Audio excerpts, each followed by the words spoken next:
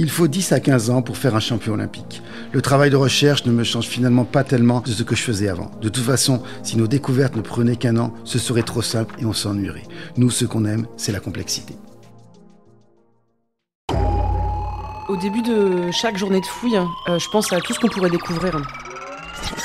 Et puis finalement, je vais faire une toute autre découverte. Tous mes collègues m'ont dit que j'étais fou. Je développe mes idées en espérant que ça va marcher, évidemment, mais il y a toujours des périodes de doute. Les idées, elles n'arrivent pas quand on se concentre pour essayer de trouver des bonnes idées. Elles arrivent dans des moments de flottement, dans des moments de sommeil. Bonjour à toutes et à tous. Bienvenue dans la 3e saison de Dans les pas d'Archimède, le podcast d'Aix-Marseille Université qui vous emmène au plus près des chercheuses et des chercheurs, de leurs intuitions, de leurs découvertes, de leurs engagements. Dans cet épisode, nous nous intéressons à la thermorégulation du corps humain. Comment notre organisme réagit-il à la chaleur ? Jusqu'où peut-il s'adapter ? Et que nous apprend la physiologie humaine sur les défis climatiques de demain ? Pour en parler, nous recevons Arnaud Hayes, ex-champion de handball, devenu ingénieur de recherche. Il va nous expliquer en quoi comprendre la mécanique des coups de chaleur pourrait bien devenir un enjeu vital pour notre avenir. Vous êtes prêts ? Installez-vous bien, la science commence ici. Je m'appelle Arnaud Hayes et je suis ingénieur de recherche au sein de la plateforme Hype Human Lab d'Aix-Marseille Université. Cette plateforme s'intéresse aux liens entre le sport et la santé. Elle regroupe plusieurs disciplines qui vont de l'activité musculaire à l'oncologie, en passant par l'intelligence artificielle, avec l'objectif de transformer ces découvertes en applications concrètes. On travaille beaucoup avec les sportifs de haut niveau, ce qui m'intéresse particulièrement parce que je suis moi-même issu de ce milieu et que j'ai travaillé avec de nombreux entraîneurs avant de passer ma thèse. Notre laboratoire s'est intéressé à la thermorégulation un peu par hasard avec une demande des équipes de France de voile pour la préparation des Jeux Olympiques de Tokyo, où effectivement on connaît bien les problématiques de chaleur et d'humidité. On sait que pour une meilleure performance, il faut que les athlètes restent le plus lucides possible. Et qu'on sait que la température centrale, si elle s'élève trop, engendre des problèmes de lucidité, des problèmes physiques, et qui pourraient même aller jusqu'au coup de chaleur, même si dans l'ensemble les athlètes sont un peu, tant qu'athlètes entraînés, un peu plus prévenus. Mais par contre, en tête pour aller chercher une médaille d'or, ça aurait pu être dommageable. Donc l'idée était de permettre à l'athlète, pendant qu'il était sur le Zodiac, d'être le plus frais possible pour ne subir les problèmes de chaleur que quand il était en navigation et en compétition. Le coup de chaleur, il faut bien effectivement le redéfinir. Le coup de chaleur, qu'on utilise vraiment dans le langage commun, dès qu'on a un peu trop chaud, c'est faux. Médicalement parlant, les médecins parlaient beaucoup mieux que moi.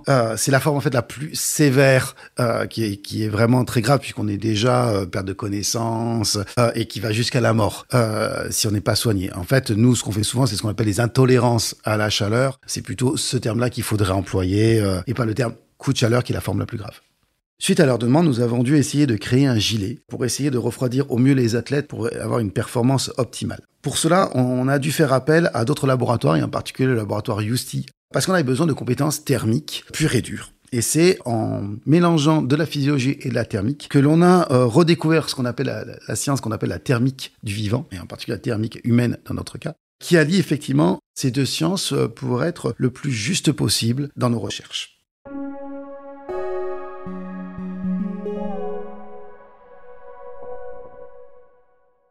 Suite à ces éléments avec l'équipe de France, on s'est intéressé un peu plus au coup de chaleur et en particulier, on a effectivement commencé à réfléchir comment refroidir le corps humain après un coup de chaleur puisque dans cette forme grave de l'intolérance à la chaleur, le médicament entre guillemets le plus important est refroidir le corps en moins de 30 minutes. Alors on a tout bêtement fait comme la plupart des gens, plongé des gens dans l'eau froide et on s'est intéressé à qu'est-ce qui se passait. Et on a vu qu'en fait, c'était pas si simple que ça quand on regardait vraiment la physiologie qui se passait, même si 2-3 choses sont assez courantes comme la vasoconstriction qu'on connaissait. Mais les mécanismes profonds étaient beaucoup plus intéressants à étudier que ce qu'on le pensait. En fait, on pourrait se poser la question pourquoi le refroidissement du corps est si complexe. En fait, le refroidissement est complexe parce que le corps, il est plutôt fait pour créer de la chaleur que se refroidir. On a beaucoup de défenses contre le froid. Et on n'a pas beaucoup de réponses contre le chaud, ce qui pose deux problèmes dans le cadre du coup de chaleur. C'est-à-dire que, un, on n'a pas beaucoup d'armes pour s'en prévenir, mais deux, quand on veut refroidir le corps, par contre, on a beaucoup d'armes pour éviter qu'il se refroidisse. Le projet de coup de chaleur est très actuel parce que avec le réchauffement climatique, et plus que le réchauffement climatique, parce qu'on parle beaucoup du réchauffement climatique, mais ce qui est important pour nous, c'est la vitesse du réchauffement plus que le réchauffement en lui-même. Puisque en fait, si on avait des milliers d'années pour s'adapter, ça poserait pas de problème à l'être humain. La problématique, c'est la vitesse, et physiologiquement, on peut pas s'adapter aussi vite. Donc la problématique du coup de chaleur arrive du fait que ce réchauffement entraîne de plus en plus, on le voit dans les médias, on voit l'augmentation, et c'est chiffré, une augmentation forte des formes légères ou graves des troubles liés à la chaleur, et encore sous-estimés puisqu'il y existe encore beaucoup de pathologies qui pourraient être liées initialement à un coup de chaleur, comme certains AVC.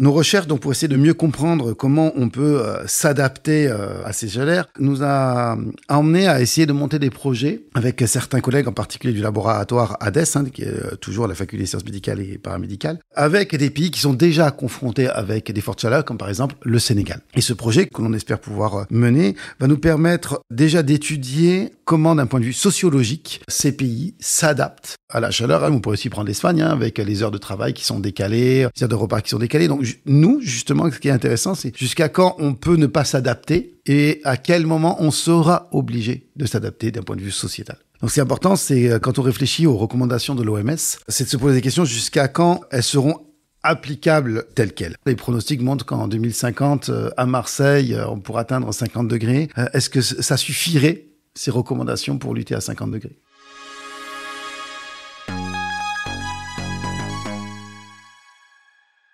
Pour essayer de mieux comprendre, il a fallu un outil pour recréer les conditions climatiques. Et donc, on s'est mis en quête de construire une chambre qui, en fait, est une première mondiale parce qu'elle regroupe deux chambres, une dans l'autre. Donc, une première chambre qu'on appelle environnementale, qui existe de son côté, et qui permet de recréer des températures, des niveaux d'humidité, de l'hypoxie, pour simuler l'altitude, dans lequel on y a rajouté des panneaux rayonnants pour recréer le rayonnement solaire, et dans lequel on va implémenter aussi des modules pour recréer un niveau de pollution, donc on appelle environnemental. Et cette chambre, elle est mélangée avec une autre chambre qu'on appelle une chambre calorimétrique ou métabolique, qui mesure la consommation d'oxygène et le rejet de la CO2 de la personne qui vit dedans, donc globalement, ce qui nous permet de mesurer des constantes physiologiques d'individus. Et la première mondiale, c'était d'avoir pu cumuler ces deux chambres en même temps pour être le plus pertinent possible dans l'étude des mécanismes physiologiques liés à l'environnement.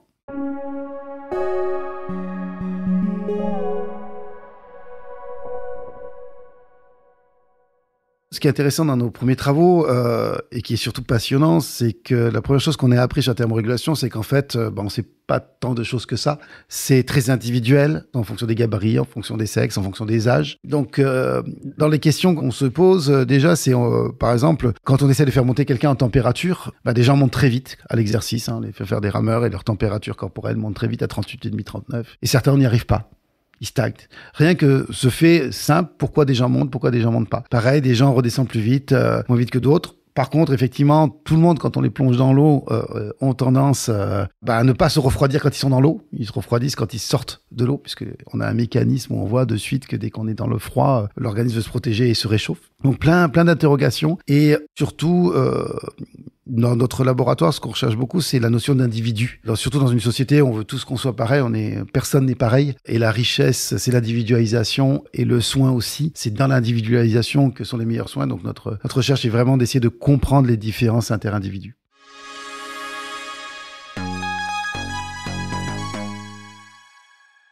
Dans nos réflexions sur toute cette recherche sur la thermique du vivant, qui voudrait aller jusqu'à vraiment arriver à modéliser le corps, parce que ce qui nous intéresse, c'est d'essayer de voir quelle est la vivabilité sur Terre de l'être humain face au climat. C'est-à-dire jusqu'à quand des populations peuvent s'adapter, que ça soit d'un point de vue physiologique que d'un point de vue sociologique. Et ça va aller très loin, puisqu'il existe certains pays, par exemple comme l'Inde, la Chine ou même le Brésil, qui sont des pays avec des populations énormes qui s'accroissent, qui sont, pour l'instant, de ce qu'on sait, les premières populations qui vont être touchées. Et qu'arriverait-il si leur population devenait tellement invivable que ces populations devraient migrer ? Et on toucherait à des problèmes qui seraient énormes, qui seraient des problèmes géopolitiques considérables. En plus, même si on a beaucoup parlé et que nos recherches s'intéressent beaucoup à ce qu'on appelle coup de chaleur à l'exercice, c'est dans le domaine initialement du sportif, ce qui est important à comprendre, c'est qu'aujourd'hui, beaucoup de métiers sont impactés. C'est-à-dire que l'exercice a un sens très large. Et si on prend par exemple tout le BTP, tous ceux qui travaillent sur les autoroutes, on a plein de les agriculteurs dans les champs. Enfin, on a plein de problématiques qui risquent de se poser à ces populations exposées.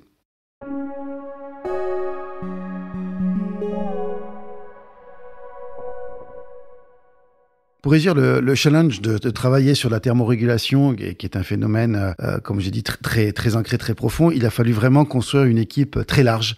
Donc même si initialement ça a été essentiellement notre laboratoire et le laboratoire Yousti, nous a très vite été ramené d'autres laboratoires et des services médicaux aussi, en particulier de la PHM, comme par exemple les services de la réanimation, des services de recherche en imagerie, en particulier en IRM. On a dû aussi aller chercher d'autres laboratoires plutôt en biologie, donc vraiment une équipe multidisciplinaire, puisque de toute façon la thermorégulation est un mécanisme multiple. Ce qui m'intéresse, et quand je regarde mon parcours et d'où je viens, du sport de haut niveau et maintenant à la recherche, il y a beaucoup de similitudes. Et mon parcours sur le haut niveau m'a beaucoup aidé. Parce que la recherche, c'est faire beaucoup d'efforts pour de toutes petites trouvailles. Comme un athlète, c'est beaucoup d'efforts pour des fois juste une médaille. Il y a cette similitude de pugnacité. C'est la base du sportif et c'est aussi la base du chercheur. Il y a une deuxième chose qui les rapproche énormément, c'est le mental et en particulier ce qu'on appelle la résistance à l'échec. Un sportif grandit parce qu'il est capable de résister à l'échec et trouver des solutions. Le chercheur est beaucoup lié à l'échec aussi. On a beau chercher, des fois on trouve pas, des fois c'est pas aussi simple, des fois on aimerait et ça se passe pas comme on aimerait. Et c'est simplement d'être capable systématiquement de rebondir après l'échec pour avancer et enfin décrocher le Saint Graal. Aux jeunes chercheurs et aux jeunes chercheuses, je donnerais le même conseil qu'aux athlètes, c'est la passion. Parce que la passion a un effet prophylactique. C'est ce qui nous protège, parce que c'est dur, on est plein de doutes, c'est compliqué, c'est long, on trouve pas. Donc la passion, c'est vraiment quelque chose de fondamental dans les deux pratiques. Et c'est ce qui nous permet, comme diraient certains, de soulever des montagnes. Vous venez d'écouter Dans les pas d'Archimède, le podcast qui révèle les découvertes scientifiques des chercheuses et des chercheurs d'Aix-Marseille Université. Si l'épisode vous a plu, partagez-le. Vous pouvez aussi nous soutenir en lui accordant le maximum d'étoiles dans votre appli de podcast. Je suis Charlotte-Henri de Villeneuve. Cet épisode a été enregistré dans les locaux de l'école de journalisme et de communication d'Aix-Marseille, le JCAM, avec le soutien précieux d'Isaora Gouffier-Guillot. Il a été monté par la géniale Méry Royer. La musique, elle, a été composée par HDV qui s'est également chargé du mix audio. Un grand merci à Arnaud Hayes pour sa participation.